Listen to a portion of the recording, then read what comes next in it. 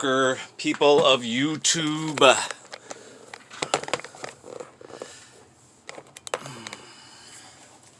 Apes. You goddamn filthy fucking apes. So, as the video title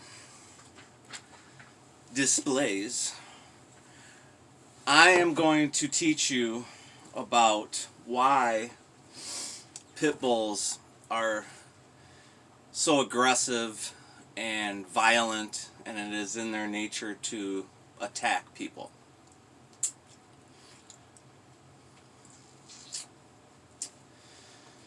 Yep, I'm going to teach you about that. And here's why. It's because of you fucking apes. That's why. Here in the United States of America, every couple of decades, we pick a breed of dog and we blame everything on them. At one time it was Dobermans. At another time it was German Shepherds. It was Rottweilers. Now it's been Pitbull. Which, if you're smart and you're in the know, Pitbull is not a breed. Pitbull is a mutt, descendant of the Staffordshire Terrier. But the American Pitbull Terrier is not that. It's a blend of them. But here's the point.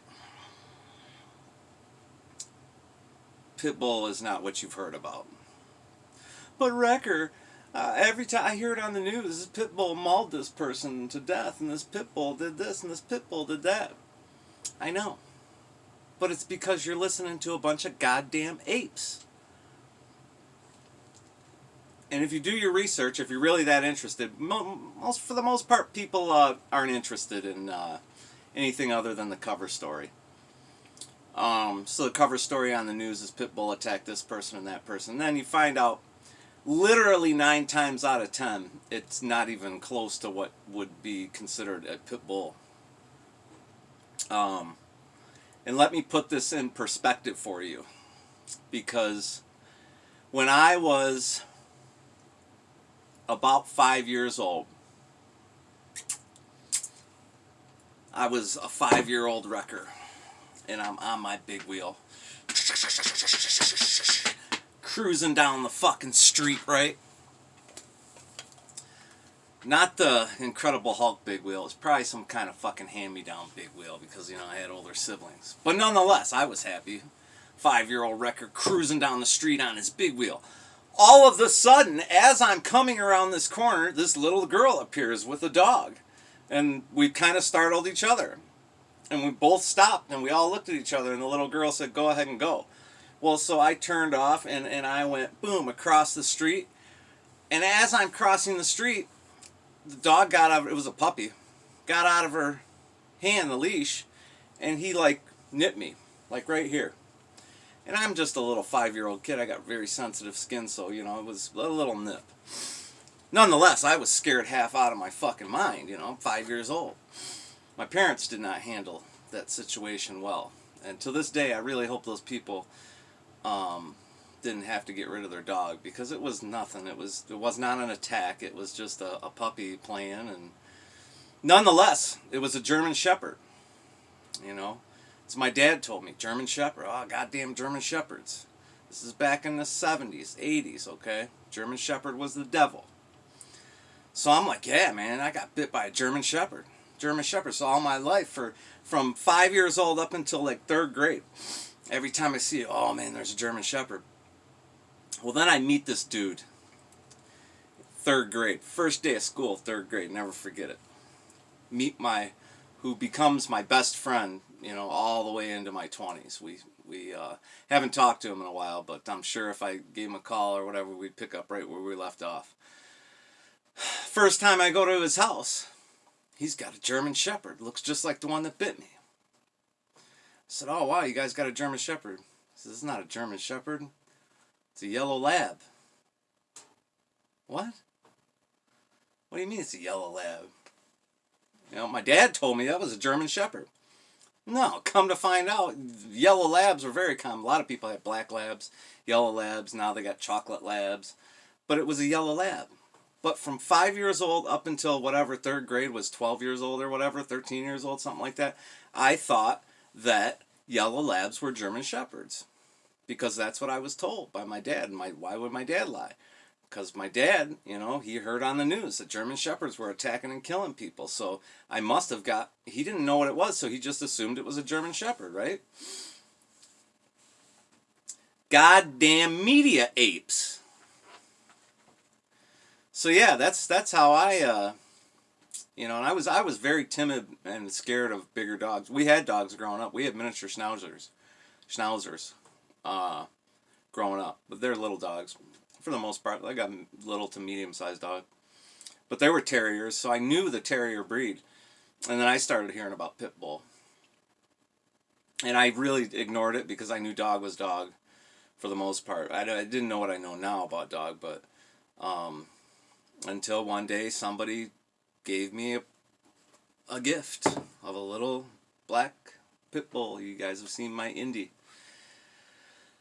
And I knew nothing about Pitbull other than what I heard in the media, which I didn't believe it, but it's all I knew. And then I started doing my own research, and I found out about Pitbull.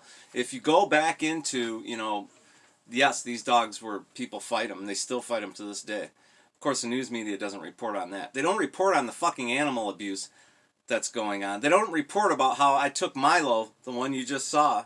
He was taken out of a situation where he was gonna die, okay? Because that's what these fucking apes who call themselves breeders in Detroit, they'll let their female have a litter of pups, and whichever ones live, and the ones that die. They throw them in the garbage.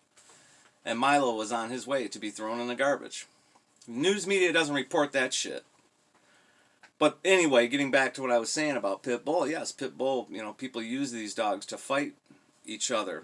And, so it is in their nature not to attack people, but to be extremely trusting of people. Actually, to the point where ridiculously trusting in people. And part of that goes back to their nature. When they were fighting dogs, the dogs that were fighting and got severely injured were typically treated by strangers at ringside. People they'd never seen before in their life that treated them and helped them to recover from their injuries. So any pit bull that is aggressive towards a person or a human that's not in their nature, and that's a scary situation because it's not in their nature. Yeah, you gotta watch. You really need to make sure you're socializing these guys when you're growing. Just everything you do with every other breed of dog, you want to do with pit bull. Pit bull is no different than German Shepard, Maltese, Rottweiler, Beagle, if you looked at Milo, I think Milo had some Beagle in his past at some point because of the markings and because of his cute little Beagle puppy face, but he had the terrier ears. And so these dogs are, they're basically mutts, what we call American Pit Bull Terriers. And they're, in my experience, the most loving and loyal dogs you'll ever own. Once you start dealing with pit bulls, you start to realize how smart they are. And you go around other dogs, you realize how dumb some dogs are. It's just dogs are like people, where some are smarter than others in that respect. But dog is not human. And, I'll go to the extent to tell people, you don't even have to name them, and honestly, for most people, I prefer you didn't name your dog, because the minute human names that dog, they start to humanize it and treat it like a human. And dog does not understand human. When you bring dog into your home, dog sees it as we're in a pack. We're all living together in a pack. And you better be up on the top of that totem pole, because if dog is, he's going to give you problems that you don't want, But that's with any breed of dog. But I really fell in love with these guys when I got Indy. I hooked up with a rescue who he was actually rehabilitating ex-game dogs, fighting dogs, and taking these dogs in and getting them healthy and rehabilitating them, and loving them, you know, because they deserve to be loved. You know, these are also dogs that can never be around other dogs for the most part, you know, because they've been trained to fight other dogs. So I got involved with him, and he's a really good guy, really good trainer. You know, you think dog trainer, but really, dog trainer is nothing but a people trainer, really. I mean, you can't really, you got to train people, you know. If people don't, I can come over your house. You have a problem with your dog today. I can come over your house in 5 minutes and straighten out your problem. But if you don't follow through and do the things I tell you to do, then dog's going to do the same shit he did before I got there. So, you know, you train people, and hopefully people train their dogs in return, you know. That's what their dog wants. The most loving thing you can do for your dog is walk him. Because in that walk, he's getting all of that pack leadership stuff, the issues. He's on the walk. You know, I don't really speak to my dogs a lot. I think I said that before in a video. You know, I'm having a silent conversation through the leash, you know, and that straightens out a lot of that pack leadership stuff. But getting back to what this video is really about is that, you know, you never know, guys. Next time the United States decides to blame a breed of dog, it might be yours. So if you don't know about Pitbull, you've never owned one, just shut the fuck up about it, because you're not doing even your own dog any favors by bad-mouthing these dogs that you know nothing about. And I'll tell you like this, pretty much everything you've heard through the media is exactly the opposite when it comes to these dogs. They are, like I said, in my experience, and I've been around hundreds of dogs, maybe close to 1,000 dogs, and my experience is they're the most loving, loyal. Loving is really the big one I want to get there, because they are just such loving, loyal dogs that they're unlike any other. Somebody once said, you know, Pitbull will do whatever you train it to do, it'll do better than any other breed. So I took that and I said, well, if I teach him to love, then he's going to love me better than any other breed. And that is always the case in my experience. Don't get me wrong, I've been around psychotic dog. I have been around crazy dog too. You know, but it wasn't in a manner where it was a pet in somebody's home situation. It was a situation where, you know, I knew exactly what I was getting into. And like I said, I don't want to name the rescue because it's not functioning anymore, but the guy's still around, Bill. And he's really an incredible guy. He does, the work he does is absolutely some of the most loving work I've known. You know, he's not a fucking ape. Goddamn filthy apes, you. So stop bad-mouthing Pitbull. Do your research. Give your dog a hug. And take him for a walk today, please. God bless you. I'll see you guys on the next one.